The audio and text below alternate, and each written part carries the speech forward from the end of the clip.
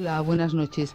En octubre del año pasado, la Academia Sueca concedió el Premio Nobel de Literatura al poeta ruso Josip Brodsky. Casi al mismo tiempo, la perestroika lanzaba al mundo una nueva imagen de la Unión Soviética. Una vez más, la Academia nos sorprendió premiando justo en aquel momento a un poeta disidente que desde el año 1972 vive en los Estados Unidos. Sí, Brodsky, ¿qué es lo que más le sorprendió de la concesión del premio Nobel? ¿El momento político en el que llegó o el haber quizás superado a candidatos de la categoría de Marguerite Yourcenar, Octavio Paz o Graham Greene? Well, no, the political Bien, aspects en realidad los of that, aspectos well, I don't think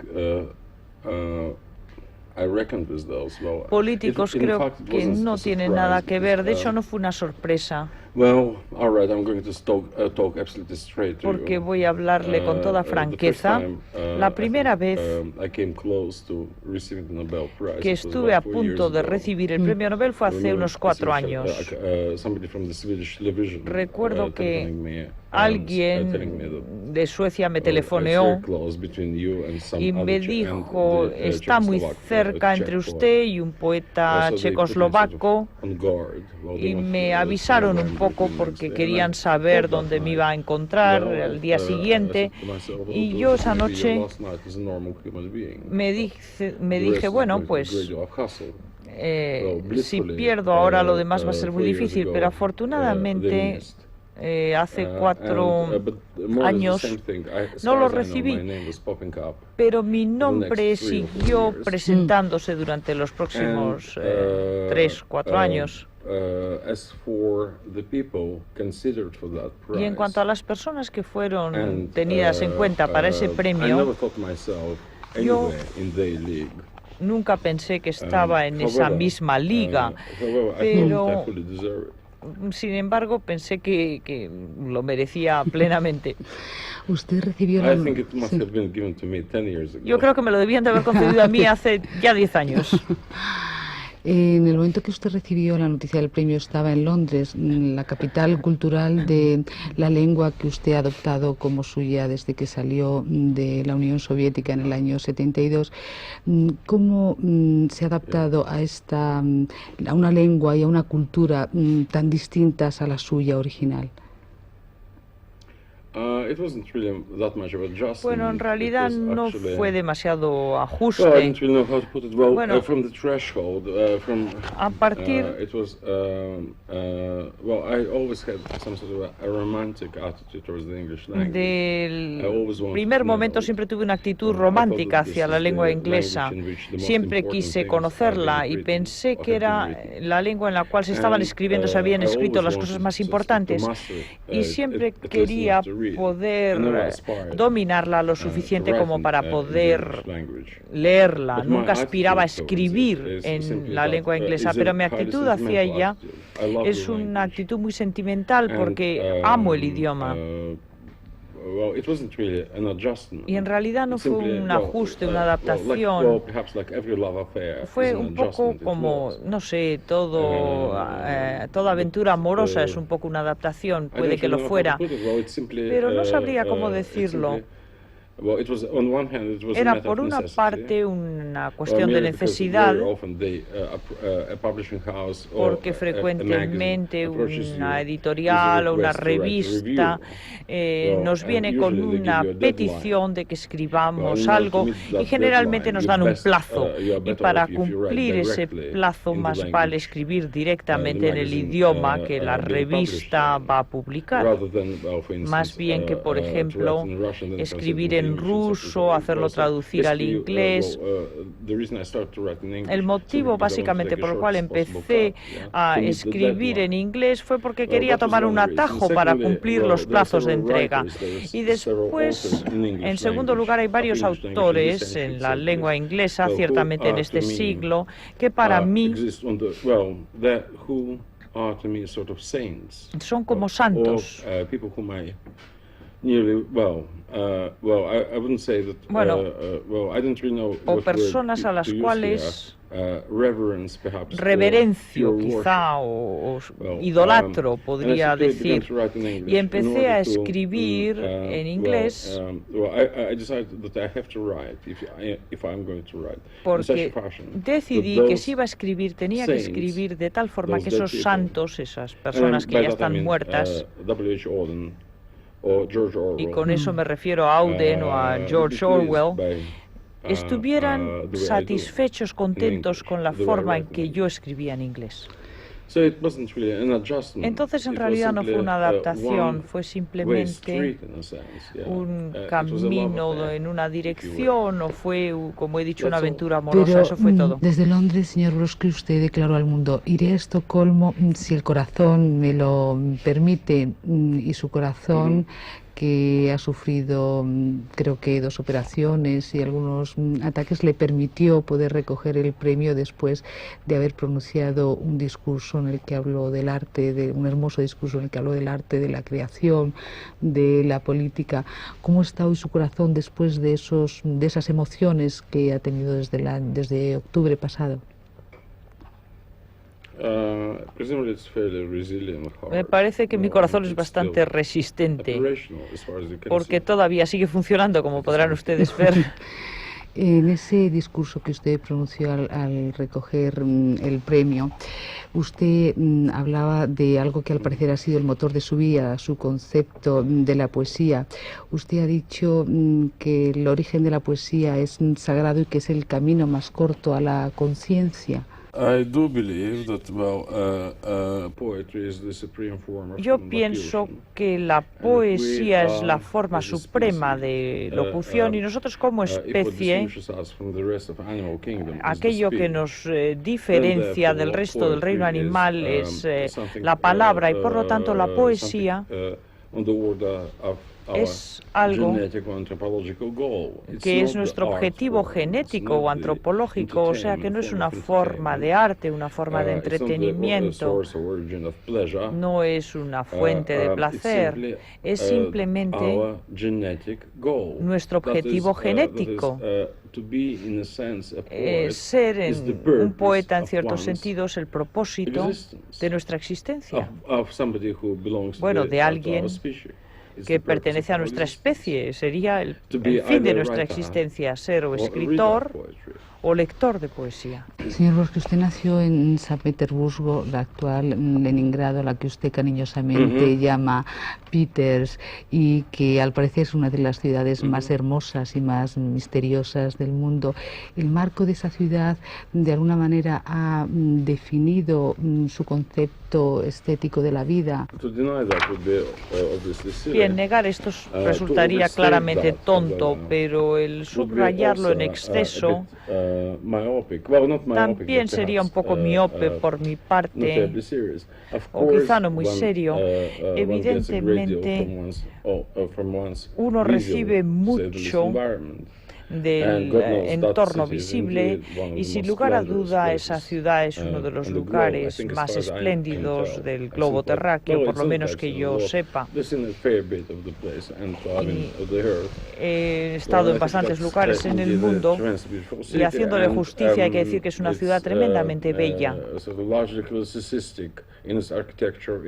Tiene un lenguaje arquitectónico narcisista, y de una forma u otra la idea del orden se convirtió no simplemente en, ¿cómo podría decirlo?, en una idea normal para mí.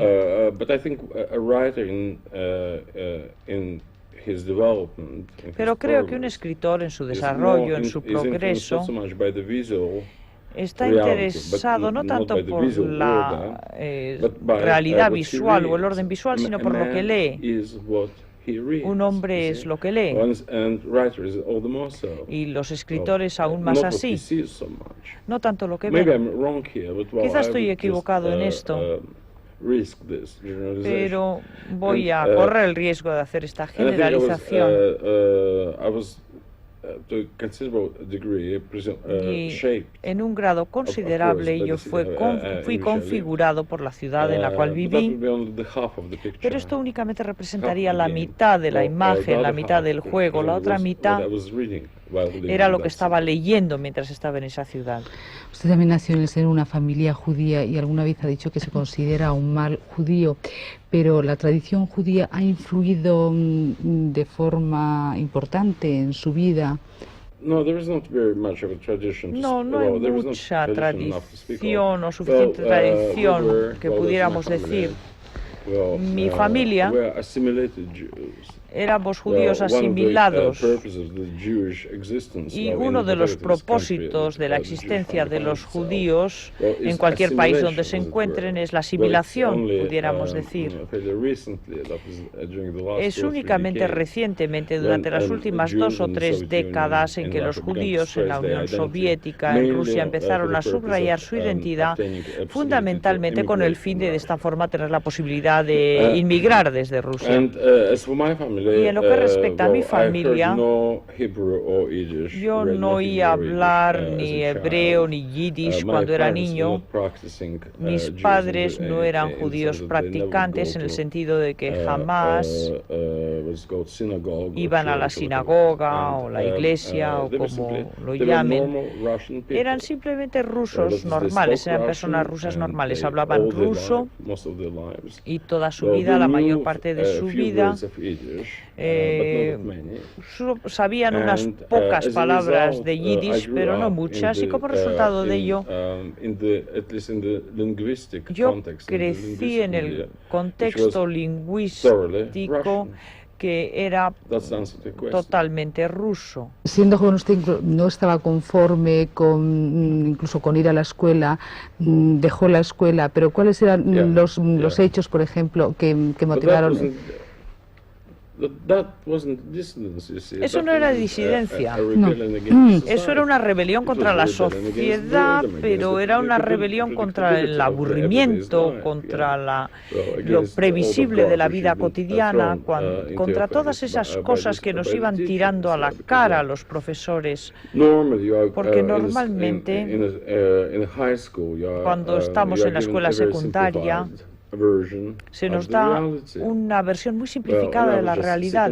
Y yo estaba aburridísimo de esto, estaba cansado y aburrido de ello. Este fue uno de los motivos, estaba cansado y aburrido. Y el otro motivo fue que mi familia, en términos económicos, no estaba en muy buena situación y simplemente encontré que era necesario trabajar para ganar dinero, para que yo no representara una carga para mis padres. Ellos evidentemente objetaron a esto, preferían que yo estudiara, que continuara en la secundaria, que después pasara a la universidad y así sucesivamente. Pero el motivo principal por el cual yo no quería hacer esto era porque, en primer lugar, no podía creer que, bueno, cuando tenía 15 o 16 años, que en 5 años me iba a gustar hacer la misma cosa que estoy haciendo ahora, por ejemplo. Y si me estaba rebelando contra algo, era contra lo previsible de la existencia. Porque en la Unión Soviética la vida se estructura de una forma bastante rígida. La biografía de una persona es idéntica a la de otra.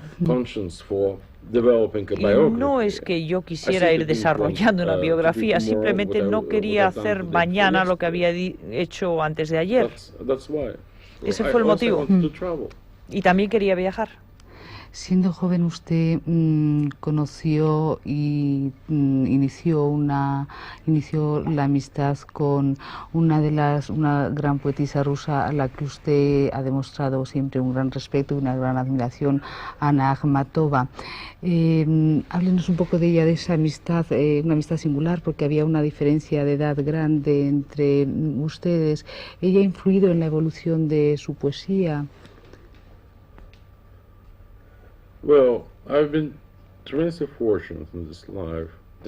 He sido muy afortunado en esta vida en muchos aspectos y para empezar, fui afortunado cuando conocí en el curso de mi vida a 2 o 3 grandes almas, 2 o 3 grandes personalidades, y ella fue la primera. Ella tenía 50 y tantos años más que yo, 53, 54 años más que yo. Y era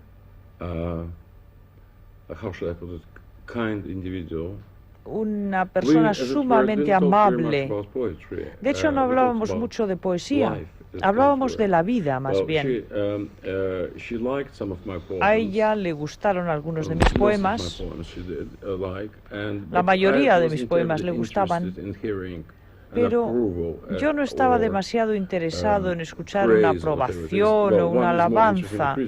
Estaba más interesado en la crítica. Esto quizá es un rasgo profesional en un escritor y me imagino que también en las demás profesiones. Pero hablábamos de cómo tratar con la gente, cómo tratar a tal o cual persona y cómo tratar la realidad en general. Para simplificar las cosas, ella había vivido una vida que no le podríamos desear a nadie más. 3 de sus maridos murieron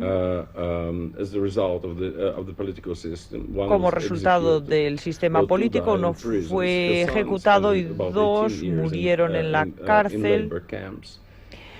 Hassan había pasado muchos años en campos de trabajos forzados y entonces de una persona así uno esperaría mucha amargura o quizá incluso odio hacia el sistema, pero ella lo tomaba de una forma un poco distinta. No es que fuera una entusiasta del sistema, claro está, pero percibía el mal político que existía y que sigue existiendo en muchos aspectos en Rusia como una cuestión que era una especie de cosa que era un producto de la naturaleza, porque el mal político, la maldad política tiende a ser así. Nosotros en el mundo occidental pensamos que ha sido un error de cálculo, un error que ha cometido tal o cual individuo, tal o cual grupo, pero no. Es simplemente un ejercicio del potencial humano. Y por lo tanto, esta es la forma en que podemos tomarlo, podemos oponernos a ello, luchar contra ello, y hay siempre y cuando tengamos unas vías para esta oposición, para esta batalla, o si no, se perdona. Aquellos que nos hacen daño. Y de mi trato con ella, yo que entonces era un cachorro, tenía 22 años, yo creo que aprendí más sobre la cristiandad que lo que pude aprender de cualquier libro, de cualquier tratado, de cualquier sacerdote.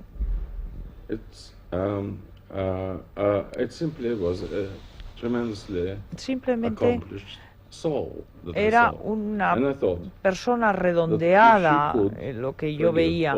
Y yo pensé que si ella era capaz de perdonar todo eso, ¿quién era yo para pretender condenar nada? Yo quería ser más como ella, y eso es lo que he tratado de hacer toda mi vida. He tratado de imitarla a ella. Y creo que lo he intentado, he ido bastante lejos intentándolo, nunca he logrado tanto como ella.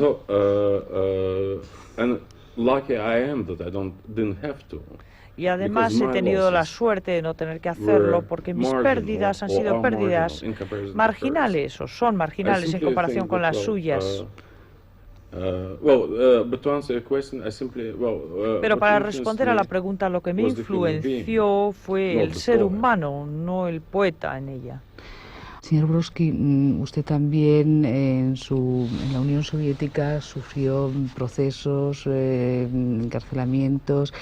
Llegó un momento que fue condenado a trabajos forzados y después de esa condena fue invitado a salir de la Unión Soviética después de cumplir unos meses de esa condena. ¿Cómo vivió usted aquel desarraigo, aquel momento? Básicamente, yo pensaba que era un tonto, porque tenía 32 años entonces, había estado 2 veces en prisión, también había pasado por instituciones mentales, y sin embargo, en lo más profundo de mi mente o de mi corazón, yo pensaba que a pesar de hacer todas esas cosas idiotas y malas para conmigo, todavía, sin embargo, entendían de alguna forma mi valía. Entendían que yo podía ser útil para la sociedad, para la cultura, y que en el peor de los casos pensaban, bueno, pues le podemos decir al mundo occidental que tenemos a este señor aquí. Y entonces un día fui convocado a la oficina del ministro del Interior y me dijeron que en 10 días tenía que salir del país, y yo entonces pensé que era un idiota, pensé que estaba en realidad engañándome a mí mismo, porque a ellos yo no les importaba lo más mínimo. Y me sentí un poco deprimido por lo que se me dijo que tenía que marcharme. Y pensé, bueno, ellos son los amos, y me dicen que me tengo que ir. Yo no soy el amo aquí, y por lo tanto no puedo discutir contra ello. Los rusos en general tienden a obedecer. Por lo tanto, me di cuenta de que me estaban echando de mi propio país, el país en el cual yo crecí y donde yo pensaba que iba a morir también. Y pensé, bueno, pues esto es duro, pero vamos a aceptarlo a ver qué ocurre. Esa es la forma en que yo viví ese día, creo. Usted salía, parecía que se iba a ir a Israel, pero usted se fue a Estados Unidos. ¿Por qué esa elección? ¿Por qué eligió ese país, Estados Unidos, después de pasar un periodo corto en Europa, donde además tuvo la oportunidad de conocer a Auden, otro de sus poetas que más ha admirado, uno de los poetas a los que más ha admirado también? Por una serie de motivos. En primer lugar, ir a Israel era simplemente un pretexto, una especie de acuerdo oficial para salir del país. Se me dijo que tenía que rellenar la solicitud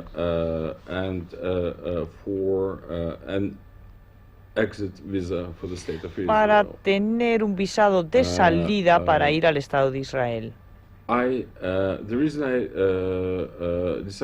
El motivo por el cual decidí ir a los Estados Unidos fue muy sencillo. En primer lugar, estoy acostumbrado a vivir en un país grande. En segundo lugar, tenía la opción en aquel entonces de ir a Inglaterra, a Francia. Y como he dicho, quizá cometí un error porque debía haberme quedado en Italia y no ir a ningún otro sitio. Pero me di cuenta de que un gran cambio era lo que se estaba produciendo en mi vida, y aparte de esto, la Universidad de Michigan fue la primera escuela que me hizo una oferta de ir allí como miembro de la facultad, y entonces decidí, bueno, se va a producir un cambio, vamos a hacer que sea un cambio al 100%, porque si me hubiera quedado en Europa, hubiera habido quizá una especie de ilusión o idea de que mi vida continuaba poco más o menos de una forma normal, porque las calles son las mismas, los coches son los mismos, la arquitectura es la misma, la gente sentada en las terrazas de los cafés. Entonces decidí, no, vamos a hacer una verdadera ruptura con todo esto, puesto que dejaba mi país. Dije, vamos a lanzarnos a lo que es verdaderamente lo desconocido, y cuanto más desconocido, mejor. Y antes de ir a Estados Unidos, en ese corto periodo que estuvo, de tiempo que estuvo en Europa, ¿cómo fue su contacto, su conocimiento con Auden? Bien, para aquel entonces, mi editorial en Inglaterra, Penguin, estaba a punto de publicar una colección de mis poemas, y yo sabía que Auden había escrito la introducción, el prólogo, y nada podía ser mejor que eso para mí. En toda mi vida, creo que no ha habido nada que me haya emocionado más en comparación con eso, en comparación con la noticia de que Auden estaba dispuesto a escribir la introducción al libro de mis poemas. Todo lo demás ya no ha sido importante, incluyendo el premio Nobel, porque realmente reverencio a esa persona. ¿Qué es lo que más ha admirado usted en la obra de Auden? La inteligencia, la profundidad, muy combinadas, con un toque ligero, que es en realidad para mí la manifestación por sí mismo, esta especie de toque ligero, tenue, es en realidad un poco una expresión de una desesperación personal. No sé si he dicho claramente lo que estaba intentando decir. ¿Qué cambios fundamentales ha experimentado, si ha experimentado su poesía desde que salió de la Unión Soviética ahora, en esa evolución? Cuando se escribe poesía, cada poema, cada nuevo poema es distinto del poema que se ha escrito antes. O sea que hay un cambio tras otro, tras otro, tras otro. O sea que uno pierde un poco el hilo, en cierto sentido. Pero lo único que podría decir sobre los cambios que he observado, si puedo alejarme lo suficiente de lo que estoy haciendo para tener una perspectiva, es que los cambios han sido más bien prosódicos. Cuando yo era más joven, yo pretendía tener una métrica más rígida, más estricta, y lo que estoy haciendo ahora es más como una conversación. Estoy tratando de ponerlo en términos más cotidianos, pero esencialmente yo creo que no ha cambiado mucho. Es poco más o menos lo mismo. Yo he sido el mismo, simplemente envejecido. Y si hay algún cambio, el cambio ha tenido que ver con el envejecimiento, más bien que con trasladarme de un país a otro. O sea que ya no es tan importante ahora la forma. La forma es sumamente importante para mí. El trabajo del poeta es, en primer lugar, decir la verdad, pero en segundo lugar, hacer que la verdad sea memorable. Por lo tanto, tiene que vestir sus declaraciones o lo que dice de una manera o de una forma que condicione al lector para recordar lo que ha dicho. Es decir, que tiene que darles un cierto aire de inevitabilidad a lo que dice, y la forma es de una gran ayuda. Hay aspectos de la poesía como la métrica, la rima, que si miramos un poco el tema, son simplemente unos instrumentos mnemónicos, y yo quiero que mis compatriotas recuerden lo que he dicho. Y por ese motivo, soy un poeta bastante, en realidad, clásico. No sé si recuerda que en algún momento ha dicho que la poesía le llega primero como una música. Sí recuerdo lo que ha dicho Walter Pater en una ocasión. Dijo que todo arte aspira a la condición de la música, es decir, la fusión de la forma y el contenido. Y yo en muchos aspectos aspiro a lo mismo. Sin embargo, debo decir que pienso que la poesía es un arte puramente semántico, y aquí estoy citando a Eugenio Montale.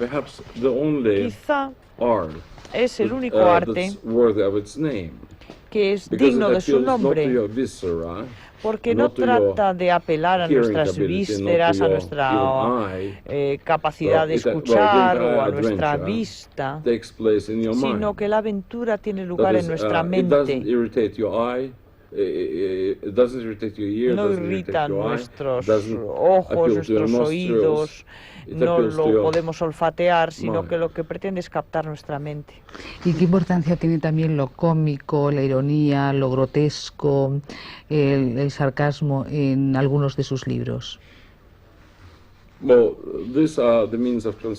Estos son unos medios, pero no el objetivo. La ironía, en un cierto sentido, ¿cómo podría decirlo? Es una metáfora condescendiente. Se puede utilizarla, pero es sumamente tentadora en muchos aspectos, y se paga un precio muy alto por recurrir a la ironía en la poesía. Y básicamente se utiliza la ironía, pero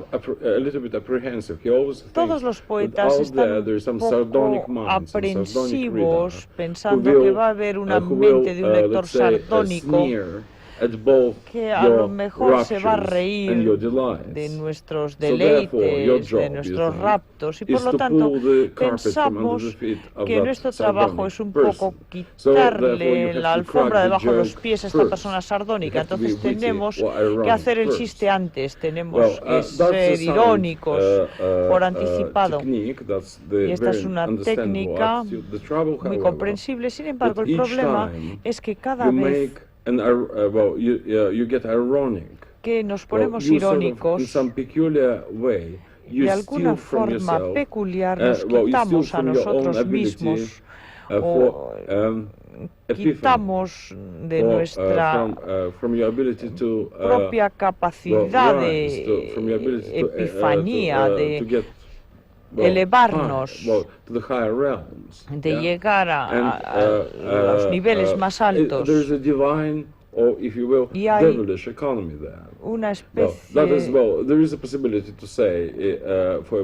de posibilidad divina, y por ejemplo un poeta tiene que describir los ojos de su amada, y pensamos, bueno, tus ojos son como estrellas, esto es ridículo, es banal. Por lo tanto, buscamos un tratamiento irónico.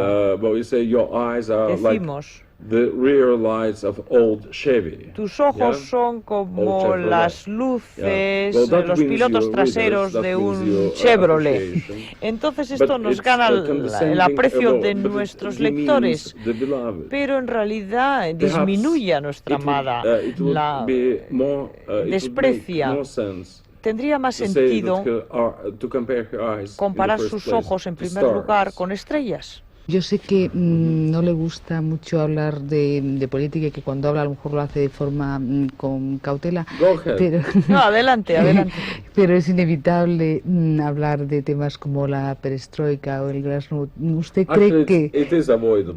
Bueno, de hecho sí es evitable, pero bueno, adelante. ¿Usted cree que realmente en estos momentos en la Unión Soviética se han producido cambios? Yes, I do. Sí, lo creo. And the changes are quite substantial. Y los cambios son de una cierta importancia. In 10 years, en 10 años. Why should I say in 10 years? Bueno, ¿por qué digo 10 años? En 3 o 4 años. You're going to have a better country. En 3 o 4 años vamos a tener un país mejor de lo que es ahora. even if for a variety of political reasons, the country will decide to stop right now where it is.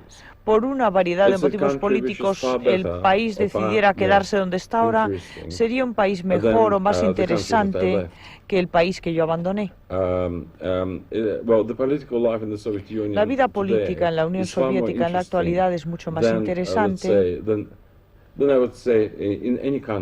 que en cualquier otro país del mundo, me atrevería a decir, más que en Europa, más que en los Estados Unidos, y además es mucho menos previsible. Básicamente, un gran país. Bueno, la paradoja es que un gran país tiene menos opciones, menos posibilidades de maniobra que un país pequeño.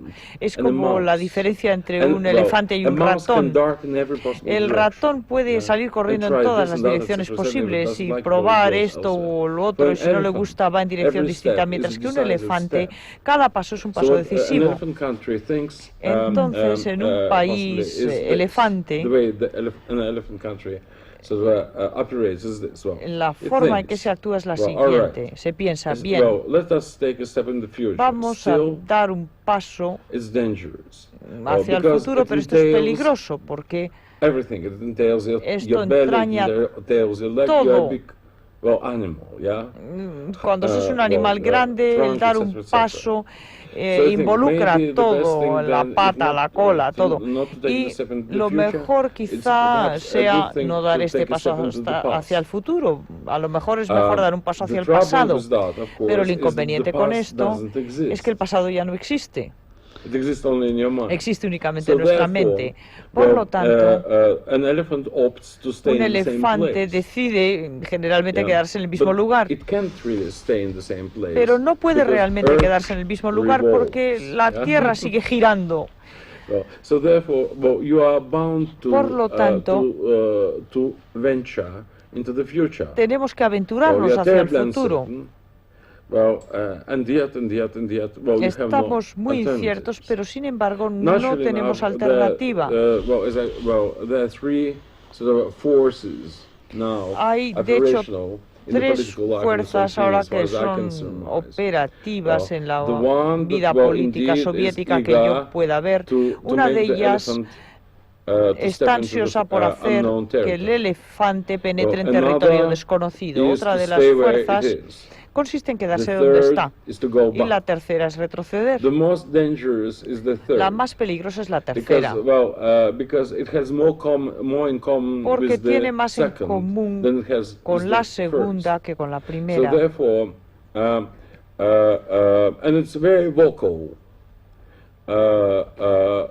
Y además es algo que se expresa claramente porque es la voz del instinto, no la voz de la razón, ni siquiera la voz de la intuición. Es la voz del instinto, y la voz del instinto en cualquier animal es sumamente fuerte. Por lo tanto, quiere retroceder. Y en Rusia hoy día hay un gran movimiento popular que está ansioso por restaurar las cosas que en mi opinión ya se han deshecho totalmente. Si quieren volver, quizá no hasta la época zarista, sí hacia los años 20 en que el socialismo era viable. Y yo pienso que las personas que están ahora en el gobierno, que dirigen el Estado, son personas inteligentes, no me gustan. Yo no me sentaría en la misma mesa, ni siquiera en el mismo cuarto de baño con ellos, pero sin embargo pienso que son personas inteligentes. Y por primera vez en los 70 años de este siglo, Rusia tiene una posibilidad, una oportunidad, para convertirse en un país decente. Entonces veo que es usted optimista en este momento respecto a su país. No soy ni optimista ni pesimista, pienso yo. Creo que lo que soy o lo que estoy tratando de ser es un individuo sobrio y simplemente sé cuáles son las opciones. No es muy difícil saberlas porque no hay más que tres, como he dicho.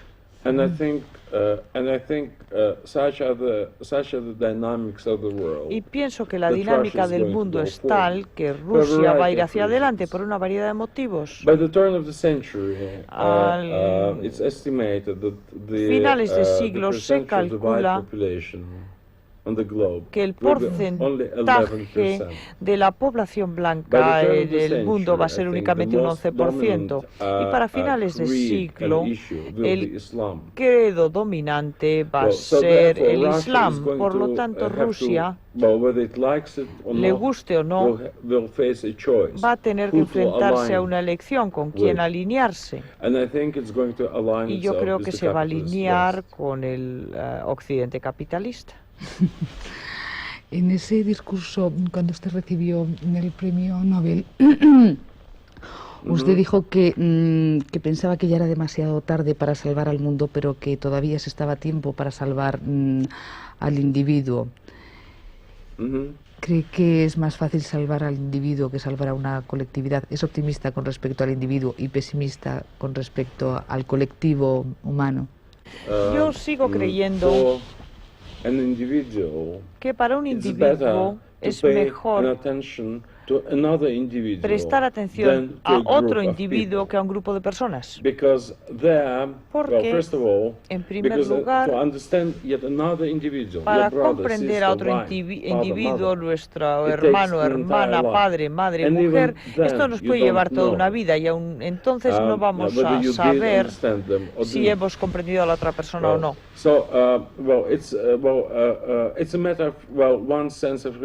Es una cuestión un poco de nuestro propio sentido de la responsabilidad, porque resulta mucho más fácil decir para este grupo de personas es mejor tomar esta o la otra medida económica.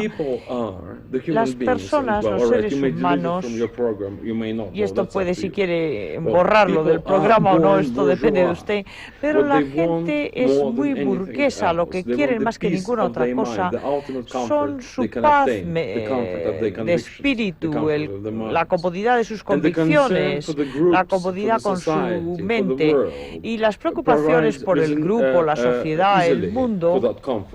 Es una cosa que rápidamente es dejada de lado. La preocupación por otro individuo, en cambio, no. Yo creo que un hombre debe de prestar atención a otro hombre, pero no a los hombres, a la humanidad, a los grupos.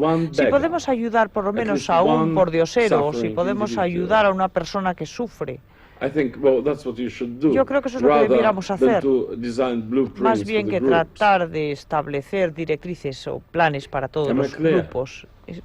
Estoy expresándome claramente. ¿Y qué tipo de libertad le queda al hombre moderno, que cada vez está más controlado incluso en los estados democráticos y cada vez de formas más sofisticadas?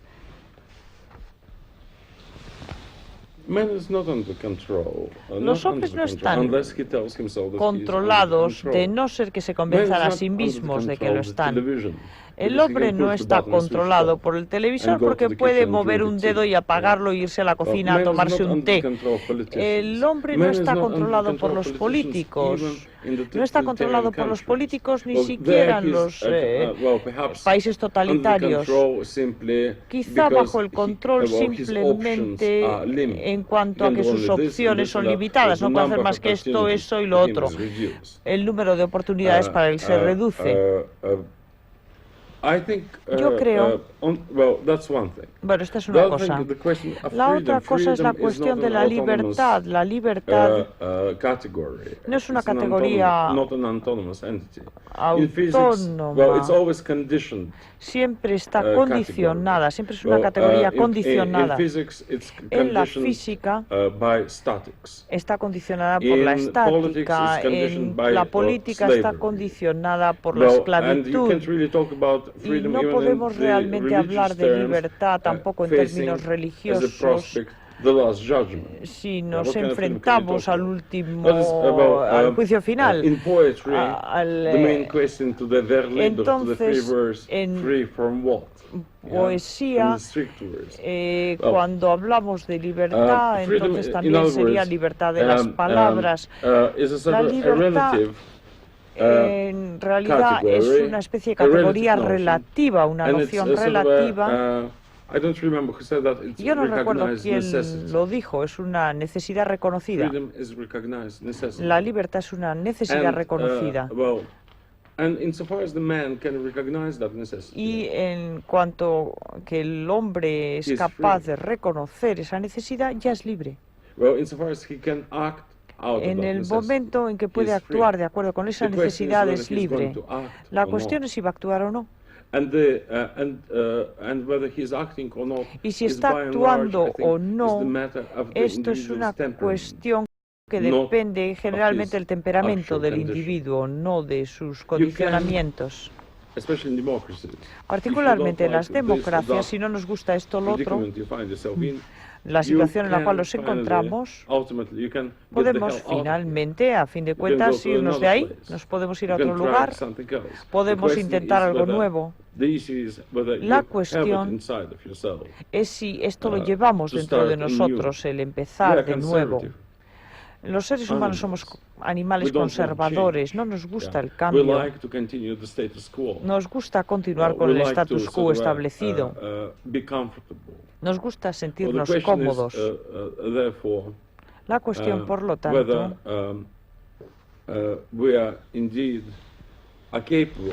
es si de hecho somos capaces de ser libres. Algunos de nosotros somos capaces, algunos de nosotros no.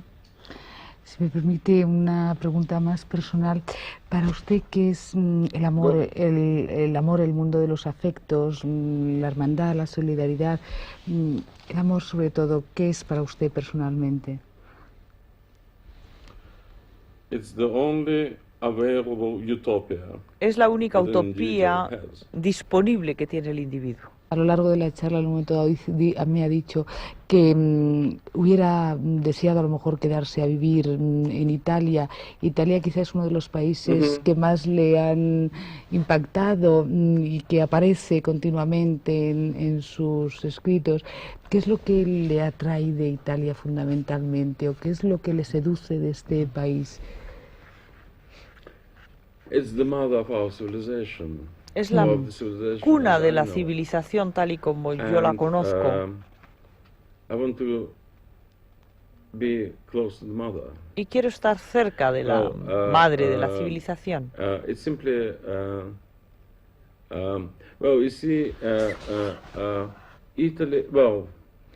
Es simplemente, bueno, Italia, para resumir, el primer renacimiento que tuvo lugar, en Roma, no fue el del siglo XV o XVI, sino cuando Roma adoptó las normas estéticas griegas, los ideales de estética griegos. Y esta fue la primera vez, en un cierto sentido,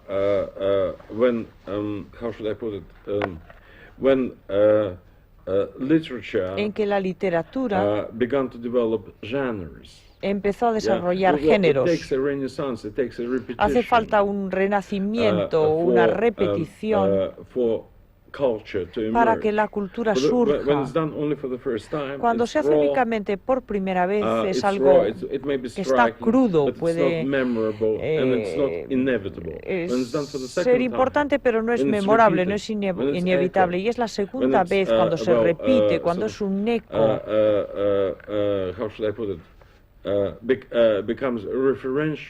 Cuando se convierte en algo que es una referencia, entonces es interesante. Y para mí Italia es la madre de la poesía. Veo una línea directa de Homero a Virgilio, a Dante.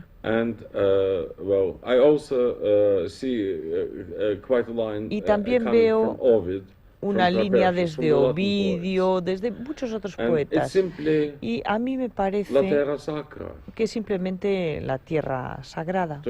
para mí. Aprovechando que estamos en España, ¿usted qué palpito siente respecto a la cultura española? ¿Qué conoce o qué le atrae o qué contacto tiene con algo de la cultura española? ¿Qué conoce? Well, I wouldn't say that I know much. Yo no puedo decir que conozca mucho. I've read quite a lot, He leído bastante, creo, de los autores que se consideran como los clásicos españoles. Estoy hablando de Góngora, de Quevedo, Lope de Vega, Calderón de la Barca.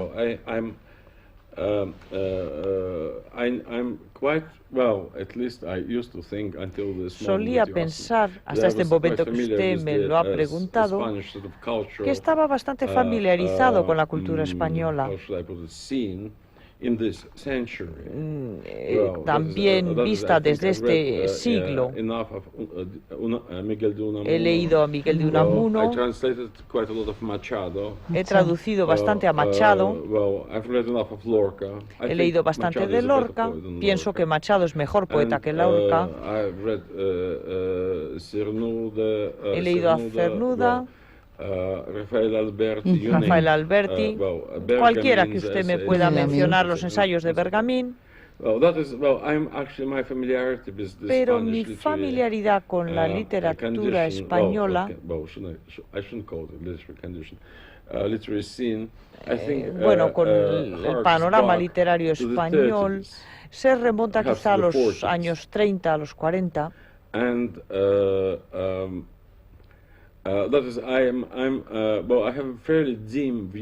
Y tengo un conocimiento bastante tenue de lo que ha ocurrido después del año 45. He leído a los hermanos Goytisolo, he leído a Blas de Otero.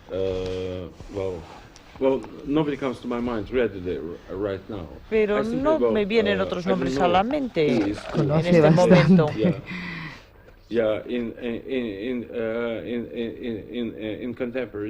No sé quién es quién en la España contemporánea. Pienso que puesto que usted me hace esta pregunta, yo puedo decirle que lo que me atrae en la psique nacional española es la fascinación con lo oscuro, con lo mórbido, con lo negro, con lo trágico. Y, ¿cómo diría yo? Es una especie de respuesta de antítesis ante el positivismo de la Iglesia, porque toda sociedad en general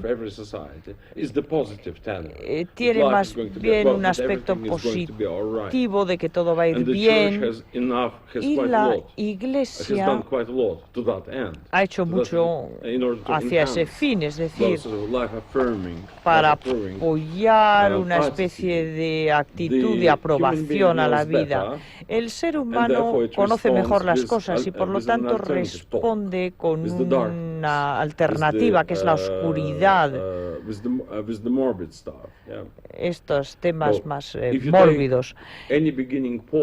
Y si tomamos cualquier poeta vivo en España o fuera de España, es más probable que parezca desesperado y se tenga pena a sí mismo, aunque tenga solo 18 o 19 años y no conozca nada de la vida, pero sin embargo toca ese aspecto negro, porque está oponiéndose al lenguaje que ha sido creado por la Iglesia, el Estado, la publicidad, y todo esto va hacia el lado positivo y él trata de recuperar el equilibrio. Este es el motivo por el cual muchos jóvenes tienen este aspecto, suenan así. La fascinación que encontramos en España con el lado oscuro de la vida. Por eso esto es tan prominente. ¿Conoce usted algo de la pintura española o las pinturas negras de Goya, por ejemplo, donde eso está muy marcado? Sí, conozco bastante de la obra de Goya, como todo ser humano de mi edad, pienso. Está ahí, evidentemente, pero no está solo en Goya, sino que se puede encontrar hasta en los cuadros más dulces de Murillo, o se puede encontrar en Rivera, no por mencionar al Greco, y lo podemos encontrar en Zurbarán incluso.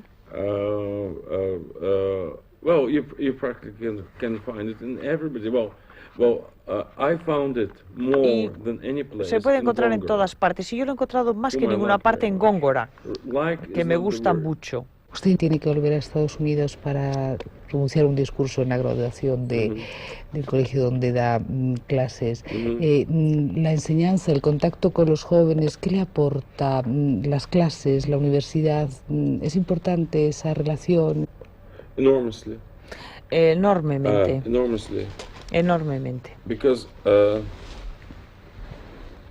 for minimum 2 or 3 reasons.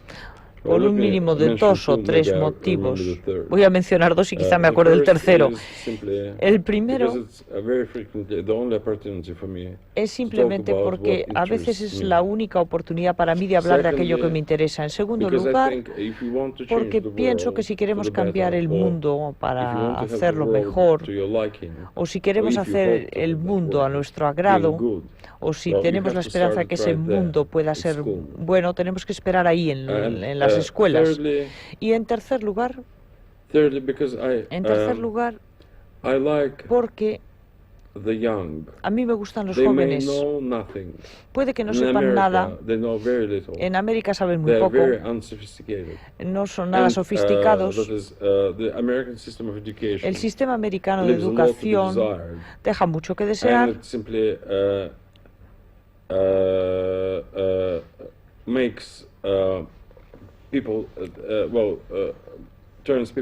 Y simplemente convierte a las personas en unos tremendos inocentes. Yo como profesor, por lo tanto, pienso que la tarea o la responsabilidad que tengo es tremenda. Hay un masoquista dentro de mí al que le gusta la responsabilidad. O quizá, puesto que no tengo muchas responsabilidades personales, estoy ansioso por aceptar esta. ¿El premio Nobel ha cambiado en algo fundamental su vida? No, no lo hizo, no podía.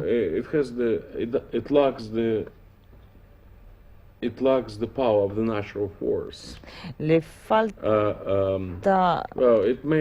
la fuerza de la potencia natural. Hizo la vida un poco más complicada, pero yo nunca pretendí que fuera simple. O sea que es en realidad un grado cuantitativo de complejidad. Cuantitativo, pero no cualitativo. Señor Brodsky, finalmente, ¿desearía usted volver a la Unión Soviética, a su país? ¿Lo añora, lo echa de menos aquel país donde quizás están también el recuerdo de sus mayores? Echo de menos a mis padres. Echo de menos algunas partes del país, echo de menos algunos amigos.